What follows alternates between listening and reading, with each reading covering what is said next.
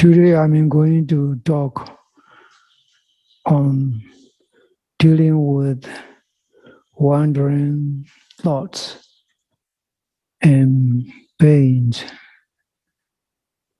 This is a continuation of purification of mind and consciousness. A meditator is like the one who is going on a mountain to reach the top of the mountain. It is laborious and intensive and strenuous. One need to exert one's effort because climbing the mountain, one need to have the physical stamina and mental stamina. Physical energy and both mental energy are required in climbing a mountain. It is different from walking on the level surface of the earth. When a person climbs the higher, highly elevated mountain, he need to make extra effort. He need to have the extra mental energy, mental courage, and determination to reach the peak. In meditation, a meditator has to handle wandering thoughts, pains, and various mental states during his practice. They are very tricky because wandering thoughts and the pains are part of our very existence. Even though we don't like it, we have to live through it. We have to deal with it. In our daily life, we just deal with the wandering thoughts by doing this and that, by getting involved with this and that, even though it is not important, even though it is not required through our daily schedule. We cannot remain quiet. The mind cannot remain quiet. It always moves from one object to another object. This is how the mind functions for a person without any mental training. That's why Buddha said, if we leave the mind untrained, it can lead to so much harms and so much suffering. I have already quoted in the opening days of the retreat as Buddha's declaration and very bold statement.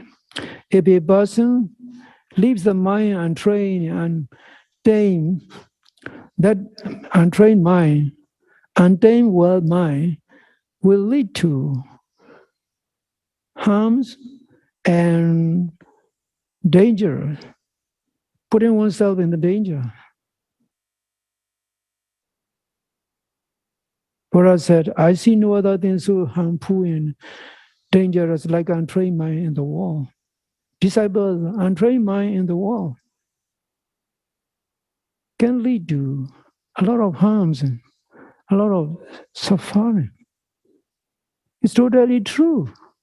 If we look at daily incidents and the news announcements and the TV or the newspapers, people suffer a lot because their mind manipulating to do this and that. Sometimes they do a lot of the unwholesome stuff, criminal things, and very heinous crime. They got into problem.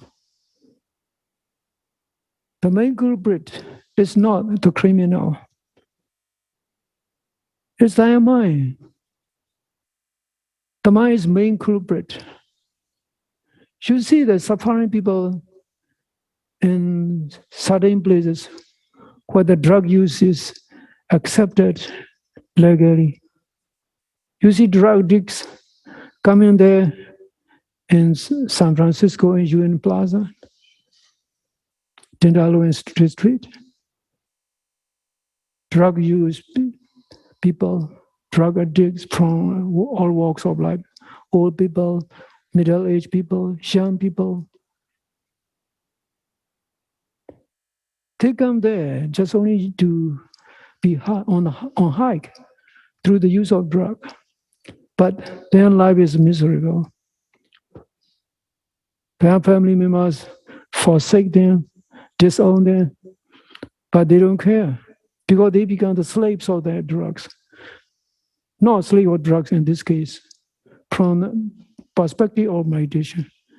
They become the slave of their own attachment and craving to the feeling, that wonderful feeling which they experience through the use of drugs. They thought such a temporary state of euphoria they get by being high through drugs is a wonderful thing. They wanted it to keep forever. They thought it's going to last for hours and hours. Actually not. It's just only temporary phenomena. That's how pursuit of happiness is so problematic. A meditator trying to seek very wholesome, positive peace and calm and happiness through spiritual training. This spiritual training, known as mindfulness meditation, is very wholesome and very positive in many respects. One doesn't need to make extra effort. You just only need to come and practice meditation and mindfully, attentively, with a strong sense of discipline and commitment. The purpose of meditation in the long retreat is to accumulate positive, wholesome mental states, known as the Bujingat. These Bujingats are very wonderful mental states which one can accumulate through long-term practice.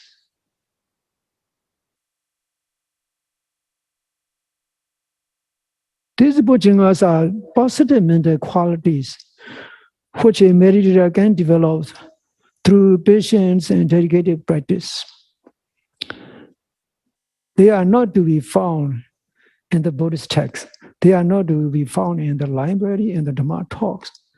They are to be developed within oneself, especially in one's own consciousness, using one's own ordinary mind by transforming it into a mindfulness mind. As I have said earlier, all the mental suffering, mental problems, and mental contaminants are to be purified, to be cleansed through the use of the mind as a cleansing agent. A cleansing agent is the mind itself, in this case, mindfulness mind. Purifications of the body, purification of the physical steps, or any material things, is quite simple and easy. You can easily use soap or detergent or any cleaning agents that can remove any impurities. Even the progress of your cleaning of the material things is easily visually observable. You can see how much stain you have removed, how much stain is left on your clothes or on your house floor, etc. Because they are visual material things, tangible, visually observable, noticeable. You can hold them, you can see them, how clear they have become, how pure they have become by your effort, But in the case of mental purification, it's a quite different story.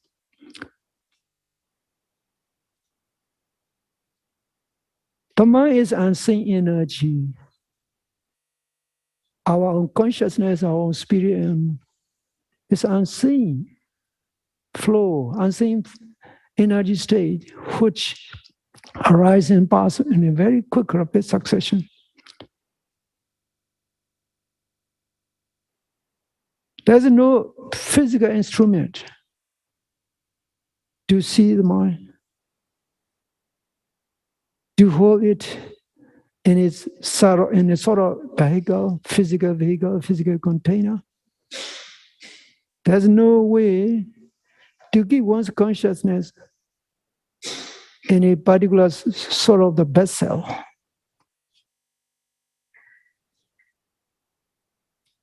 The mind is just a material state. We refer to that mind as consciousness or spirit or soul or whatever term we may use depending on the language. All the terms refer to the unseen energy state known as mind and consciousness. So purification of the mind is a very different process, totally different from purifying of the material objects. It needs a lot of patience and dedication. At the same time, it needs relaxed attitudes. You cannot expect overnight change, instant purity, instant clarity of the mind. There are a lot of the stubborn stains, very stubborn stains known as kilesa. They are much more stubborn, much more harder to purify, much more harder than the dark colored stain which remain stuck to the gold nugget. Any impurity which remains stuck in the gold can be removed by using highly toxic, deadly chemical known as cyanide.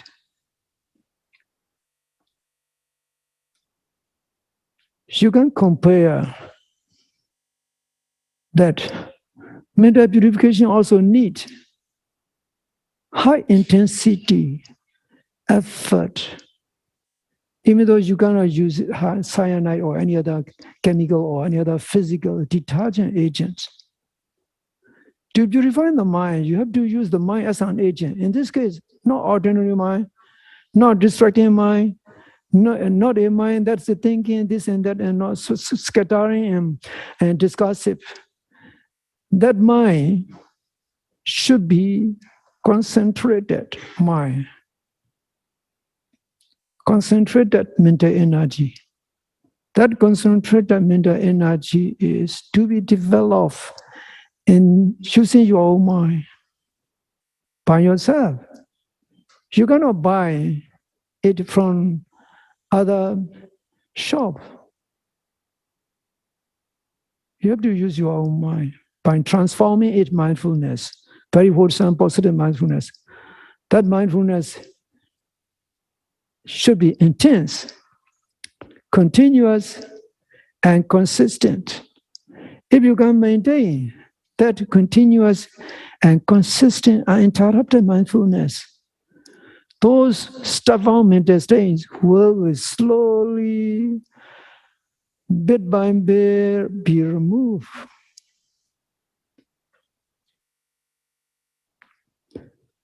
You have to be inspired by what Buddha did, by what enlightened saints did. They have walked on this spiritual path. They have made the same intense effort like the way you are doing.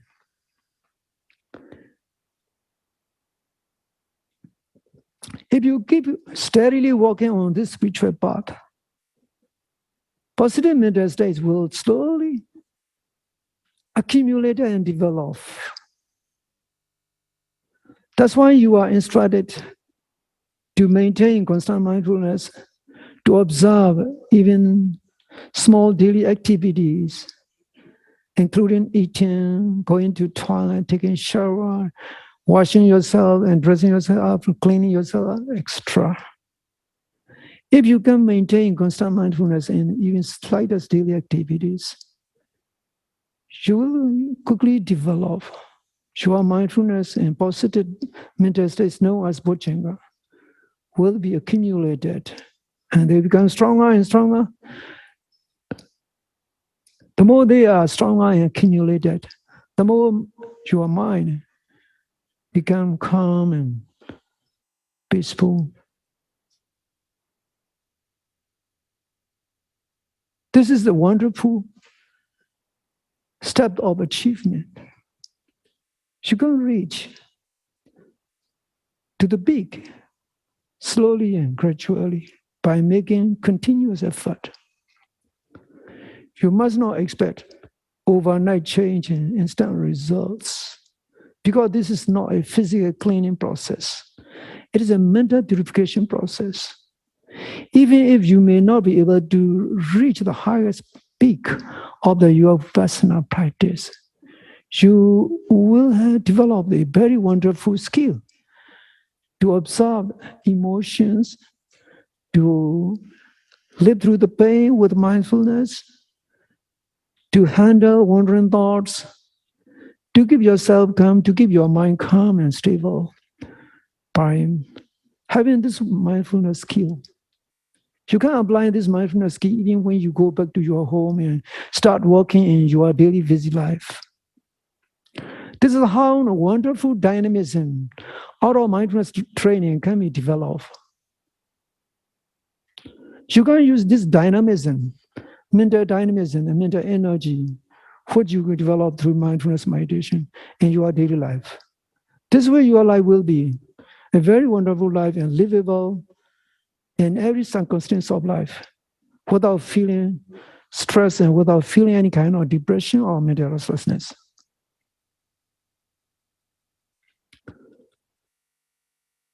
This alone itself is very wonderful benefit. Now let me continue to explain what Buddha has said in yesterday's discourse. In the yesterday's discourse, Buddha mentioned about medium impurities and fine impurities of the mind. Medium impurities of the minds are wandering thoughts regarding the families and friends, regarding the cities and towns and countries and politics, regarding one's own ambition, aspirations to be respected, to get public recognition, to create impression among your fellow friends and etc. Wandering thoughts are parts of the mind. As you have noticed in your practice, the mind is in a constant state of action, like a playful child, always running around and doing this and that, holding this and that, going here and there. A patient mother needs to keep a close watch on her child so that the child doesn't get into any accident or any mishap, to keep the kid safe. In the same way, just as a patient mother, you have to observe the mind patiently. You don't need to be disappointed by having wandering thoughts. Instead, okay, now my mind's wandering off, the mind's wandering off. You just see it and you just let it be. Let it be means ignore. Just disconnect with it.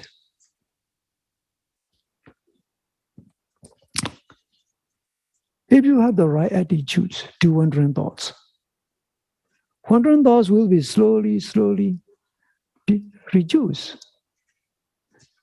The main reason for being unable to handle wandering thought is our basic natural characteristic of the mind. We used to personify that thoughts as me and mine. We used to identify and personify that wandering thoughts as one's own, even though it's not your own, even though it's not our own. That's why it comes and goes, like the air we breathe in, like the air we breathe out. Every moment of breathing in, breathing out is a continuation of our life. The moment we stop breathing, then our life also finish. In the same way, consciousness is the energy by which we are alive, we remain alive. It is a very fast-moving energy.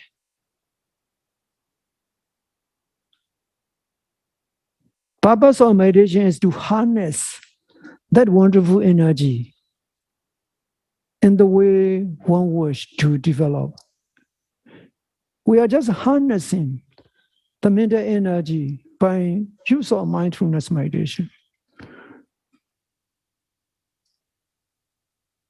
The moment we are able to depersonify those wandering thoughts, let's say we have to disown, like that families disown their own bad family member.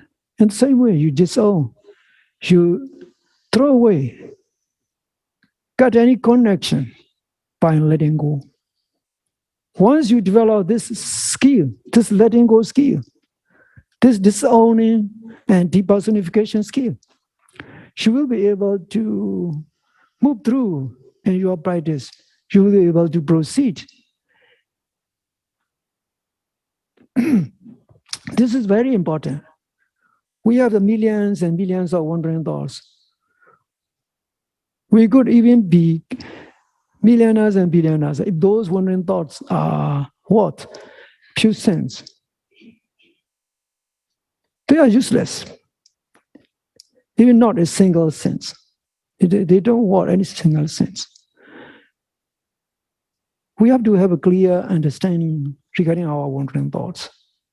Even though we have a wandering thoughts and anxiety and planning this and that, remembering this and that, and some sort of flashing back from our childhood days, those vulnerable times which you cannot hold on to as a physical file, they just keep coming back. You just ignore, because they are just only reflective activities of the mind. The mind is highly reflective. It also it always brood about the future. It always think about the past. Actually, we are not living in the past. We cannot live in the future. We just live here and now, at the present moment, at the present minute. Once you understand that, you will be able to handle wandering thoughts.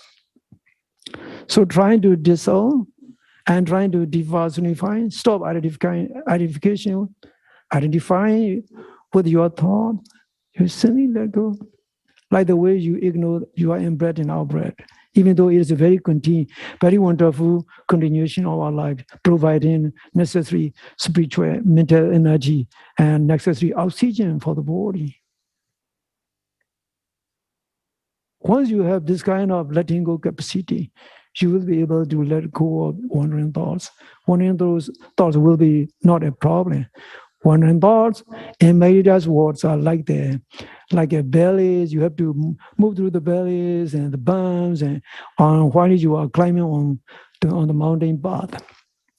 Now let me explain about regarding the pain. Pains are part of the body. As long as we have the body, we will have pain. We cannot escape from the physical reality of our existence. Body is just only physical vehicle, physical means for our consciousness to be alive and active. Without body, our mind means nothing. Our consciousness, our soul, our dearly cherished consciousness become meaningless, empty. The body alone too is meaningless without mind, without consciousness. They mutually complement and support each other to make a life complete. The purpose of meditation is to have a very wonderful mind and peaceful consciousness so that one can live everyday life in everyday situation, in good times and bad times, without feeling pain except physical suffering. Physical suffering cannot escape. No one can escape physical suffering. Buddha said, when pains arise, no meditator suffer on two levels, two times. Experienced meditator who have developed mindfulness key, they only suffer on one level and once. Regarding this, Buddha has clearly explained about the difference between a meditator and non-meditator, how they experience pain and how they live through suffering. This is a very wonderful explanation said by Buddha. I will share what Buddha said later on. What we should know about feeling and pain is that there are three kinds of feelings. The first feeling is feeling of pleasure and joy, sukha virna.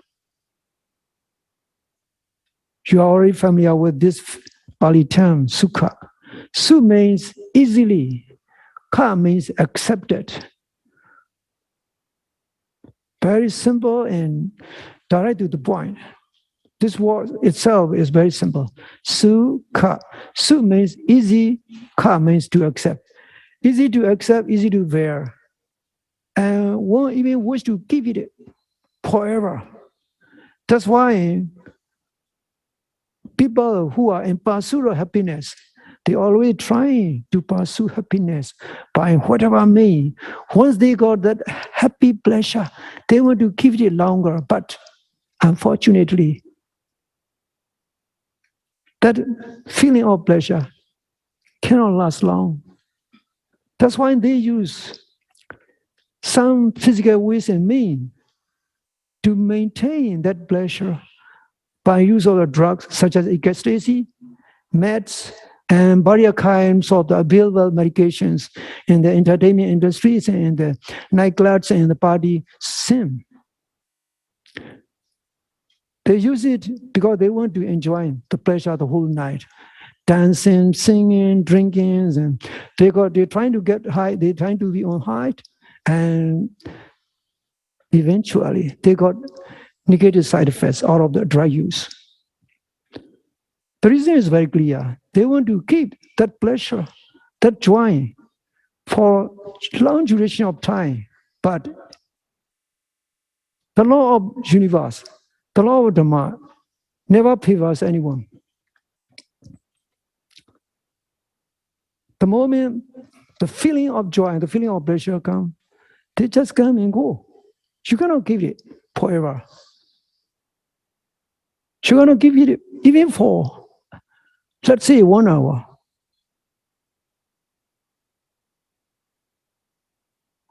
Every feeling subject to arise and pass. That's what Buddha said, even though the world doesn't want to accept it. Now, the second type of feeling was called dukkha. Dukkha virna. Most of you may be quite familiar with the term. Du means hard, difficult. Ka means to accept. Difficult to accept. Difficult to bear. It's a very wonderful word. These Pali terms itself are very simple and very clear, self-manifesting and self-evident words.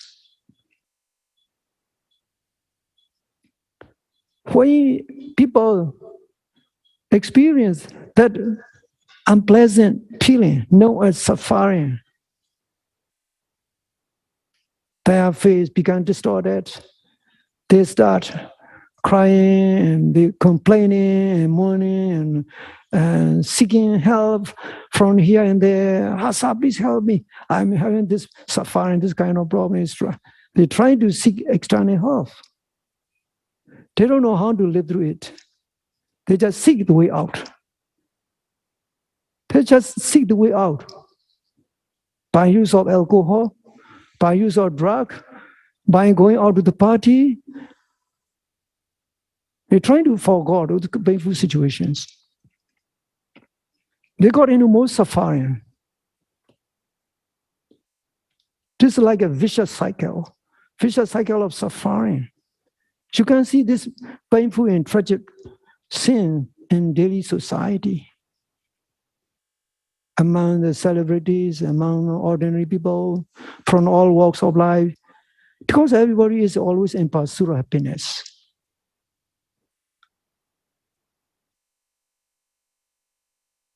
This is human nature. The problem is they want to give that happiness, which they experience for longer. If possible, they want to keep it, they want to hold it, they want to grab it forever.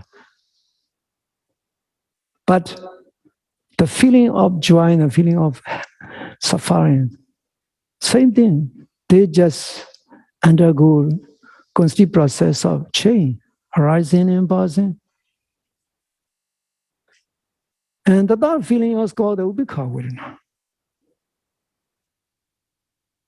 Upekkha is neutral, neither joyous nor unhappy. To translate this word, Upekkha is a combination of two words, Upa, Ekha. Upa, without having any kind of reaction, by feeling happy, by feeling unhappy. Ekha means seeing it. This can be mentioned by use of the Emiliana. Emiliana man, if he got more money, or if he see a new car, very expensive new car, he doesn't have much joy, much noticeable joy, because he already have a lot of cars.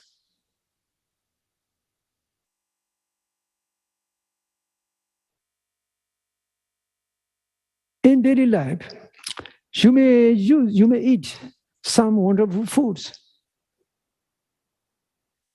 every day, and you no longer have that joy. Instead, you have the indifferent feeling. For a poor person, if they have a chance to eat good food, they are very happy. If they have money, they are very happy. But for a person who used to who used to utilize such kind of expensive thing, they no longer create any significance. They no longer made any distant feeling to them. So the feeling become indifferent. So indifferent feeling or neutral feeling, neither being happy nor unhappy. This Upekkha is also very natural feeling experienced by people, ordinary people. In Buddhist text, to be able to handle the feeling, Buddha gave very simple, very basic instruction. How Buddha instructed is very clear. When you experience Sukha Vedana, the feeling of joy, the feeling of pleasure, you just note it as a nature, impermanent. Just arise and will pass. Just arise and subject pass away, subject will pass away. Just see it as a nature. Don't see it as eternal pleasure. There's no eternal pleasure. Even though religious texts may be mention about eternal rivers of milk, eternal rivers of honey, eternal trees of the apple, and growing and flowing in the eternal garden.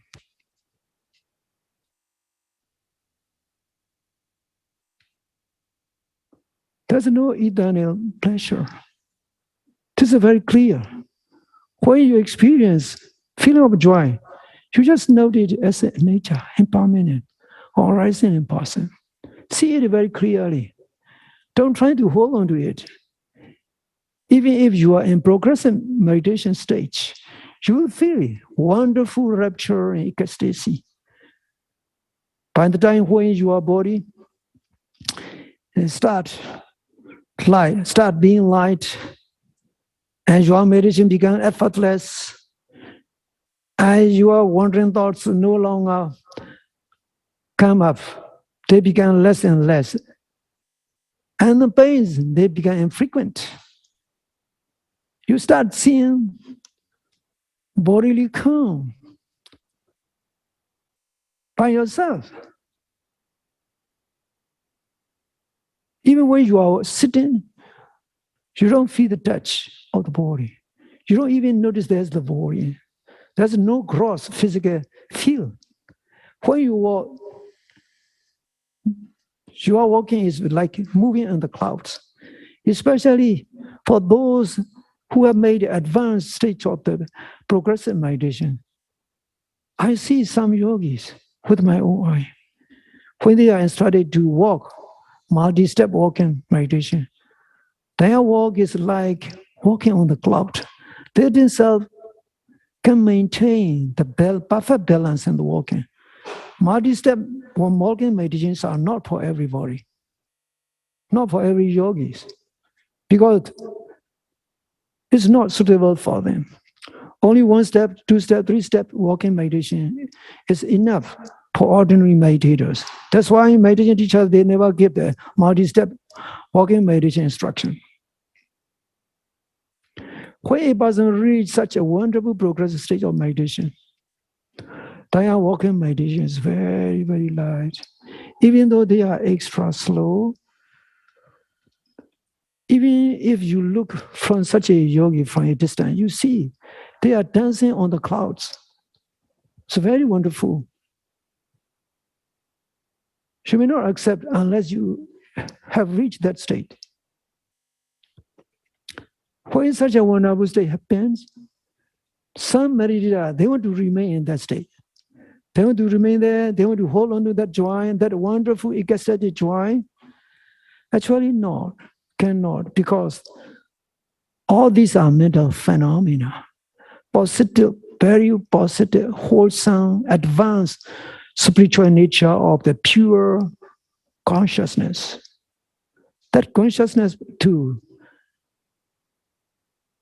face the law, universal law of arising and passing. This is what Buddha has said.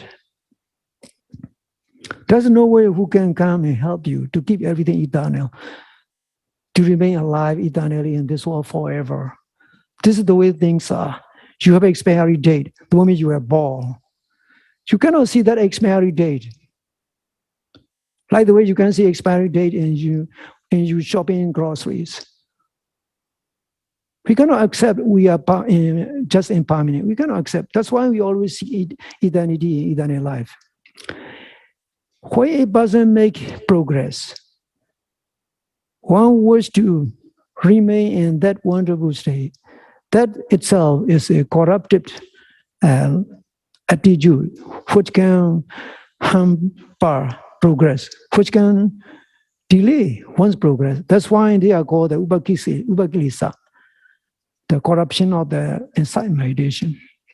So Buddha said, when you experience joy, sukha vena, see it as impermanent. Note it arising and passing. This way you will be able to handle it. Now regarding dukkha, Buddha instructed a very brief, simple guidance. See it as thorn tongue is very prickly and penetrative and causing pain and causing bleeding. The moment you have a suffering sensation, suffering pain, just view it as tongue and use your mindfulness to handle that pain. Don't identify. Don't try to claim ownership of that pain. This is very important.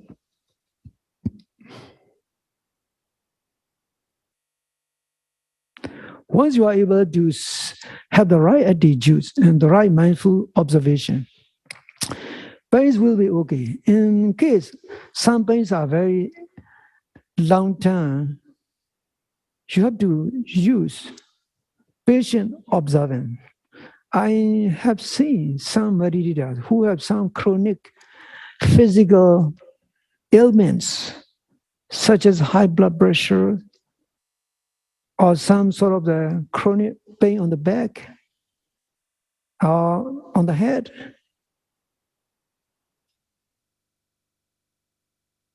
For such meditators, they have to observe the pain by being detached from the pain. Instead, they just see pain, pain, nobody's pain, just only the noting mind and the pain itself, synchronizing and corresponding, and every moment of arising and passing.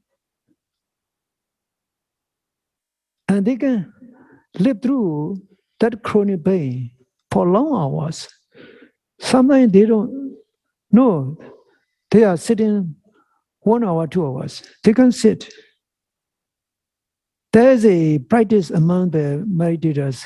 While I am practicing meditation in Mahasi Meditation Center in 1973, it is called the pursuit of the pain till the end. This practice usually happens to some meditators who have pain, some occasional pain, and they're trying to confront the pain with mindfulness. They observe it. Even though the hours try to get up, they don't get up. Instead, they continue their sitting until they see how the pain dissolves, how pain breaks into bits and pieces under strong mindful observation. Once they reach that kind of complete dissolutions of the pain, and they feel very light, the body feels very light, and they are joyous, feeling of joy, feeling of lightness arise. They're about to meditation teach us about how they are able to know the pain till the end, until the end. For some meditators, this kind of practice is not appropriate, not suitable, because it needs much time to handle the pain. So pain meditation is very wonderful meditation. You don't need to be afraid of pain. Instead, you welcome the pain with peaceful mindfulness. And just come any pain, your mindfulness will be able to observe, penetrate into it, and see it, how unstable, how shaky that pain is. Even though in the beginning it may be very threatening and frightening for an experienced meditator. Pains will provide wonderful opportunity to sharpen the mindfulness, to make one's mindfulness strong and vigorous. It is a wonderful companion for a meditator. Pain meditation will be very beneficial, even though pain may not disappear right away, even in a few days' time, because it will teach you how to handle the pain, how to live with the pain, Even when you go back, you can use this pain meditation in case you have the pain. You will no longer feel suffering.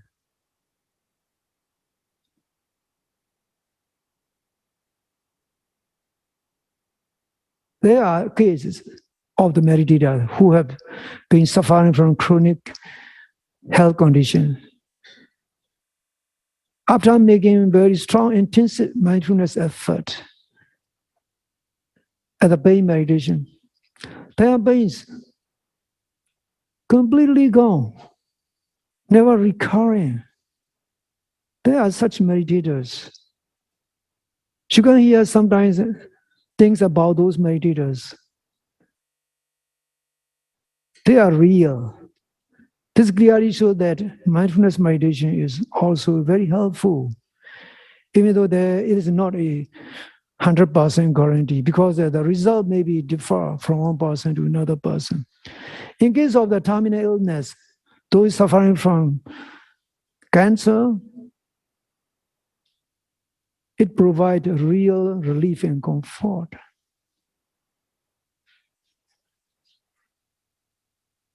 It can provide courage to deal with the pain.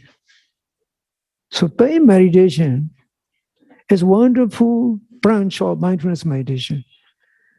You can apply in your practice, whatever pain, small pain, big pain, intense pain, just only minor tingling or numbness, whatever comes, whatever form of pain comes, just accept it, understand it as part of the body, part of having the body, part of having this physical existence with the body, which you cannot escape.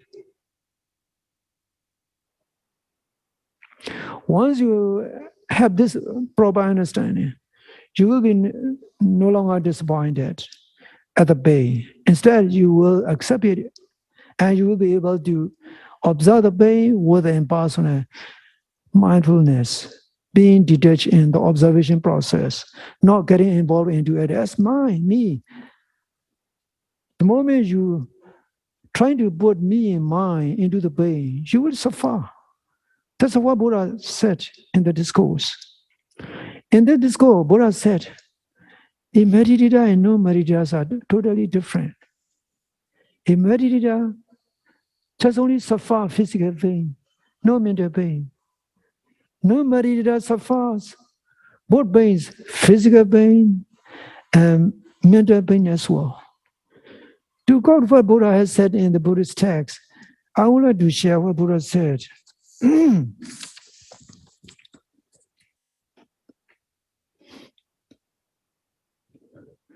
Ati mahasmukti pataloti bhikkhve taririkanam taririkanam kho etam bhikkhve dukkhana viranana divasana sharidam pataloti.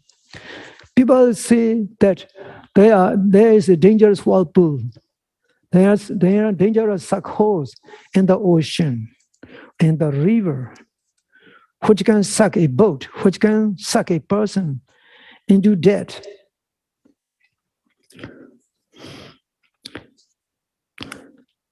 That whirlpool is the term referred to suffering. Asutawa bhikkhve purochano saridikaya dukkha virana photo samano sochati kilmati pridevati uradalingandi samoha abhijti. That whirlpool, physical suffering, is that which sucks people down into more suffering. A non-meditator commoner, when faced with the physical pain and physical suffering, he feels sad, he feels stressful, he cries by hitting his chest. He's confused, not knowing what to do, not knowing what way is the best way to get out of that. Ayan ojdi bhikkhve asutawa buddhochano padale na pichuktadi garden cha nijaga. Disciple, This kind of situation is called a commoner being sucked into the whirlpool and sucked whole. He cannot remain composed. He cannot stand firm.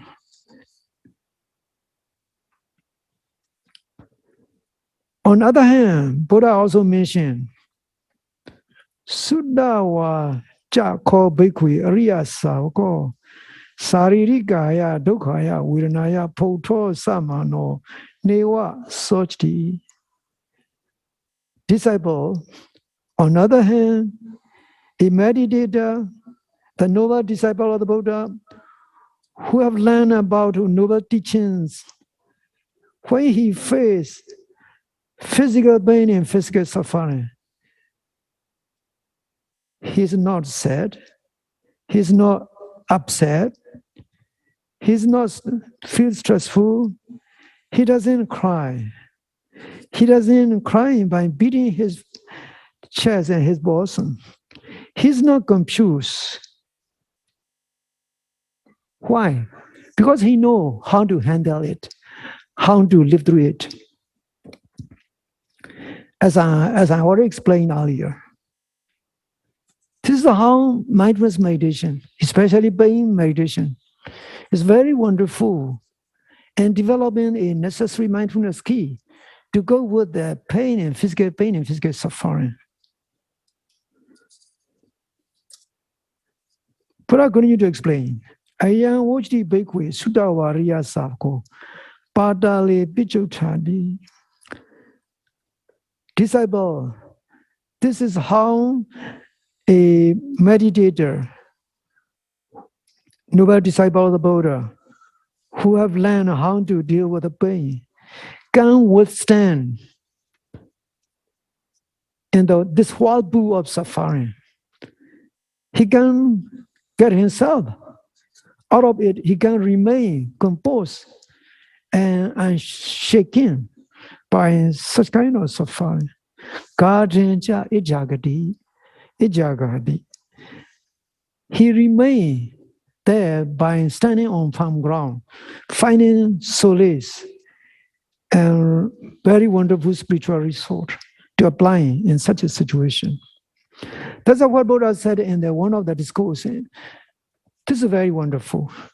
If you can deal with the pain, you are equipped with a very wonderful spiritual tool to observe the pain. Remember and remind yourself that pains are not forever. They don't have eternity. They don't have eternal life. They are the same thing like us. They subject to rise and pass away. You just remind yourself, when the pains arise, they are just a temporary phenomena and temporary suffering. Your mindfulness will take care of it. If you have this kind of right attitudes, and you will be able to handle the pain. Remember not to identify with the pain, not to put me and mine into the process of suffering, that pain suffering. If you are able to use mindfulness and mindful noting, and the pain will slowly show its own characteristic, being unstable, being on shaky ground, and full of unstable elements or motions and heat and vibration. Even if the pain may be very harsh and very excruciating, they will no longer pose any kind of danger, they will cause no fear. In Buddhist text, he's clearly explained about that.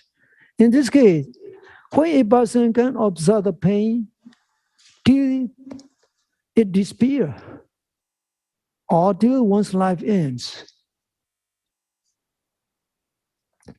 that person may attain part in fruition knowledge up to the fourth level of the fruition knowledge. This kind of the person is called the Sama-si-si. Sama means at the same time with the disappearance of the pain. Si-si, the one who attain the bliss of the Nibbana. This kind of the saying is described in Buddhist texts. It refers to about people who maintain intensive mindfulness on the pain till it disappears. And the moment pain disappears, and their life conditioning force, known as Jivita Indriya, also come to an end. They die a very peaceful and serene death. Their face is radiant with peace, without any pressure distortion. I want to share one interesting story about my teacher who is in Manly. He has a colon cancer in the last stage. Let's say he's almost dying. He has been living through excruciating pain. The famous doctors request him to accept the medication. In this case, morphine, so that to relieve the pain and to make it livable. My teacher just only refused to accept it. Instead, he just keep on meditating on his deathbed, facing his final hours, without showing any physical expression of pain. He remained calm and peaceful. He faced death very peacefully. And the body and the face is radiant with color, bright color. And when his body is cremated, and some relics of the bone come up, it's very interesting. There's also another interesting story, which I have experienced. It is about the second Sonon Siaro. When Sonon Siaro passed away, that Siaro lived in the cemetery. He practiced Dukkha practice. So the trustees of the Sonon Center of Yangon, they go there and invite that Siaro to accept as a chief resident monk at the center. The center is located in the Tenganzhong, and the one of suburb of the Soto Club in Yangon. He requests strict condition.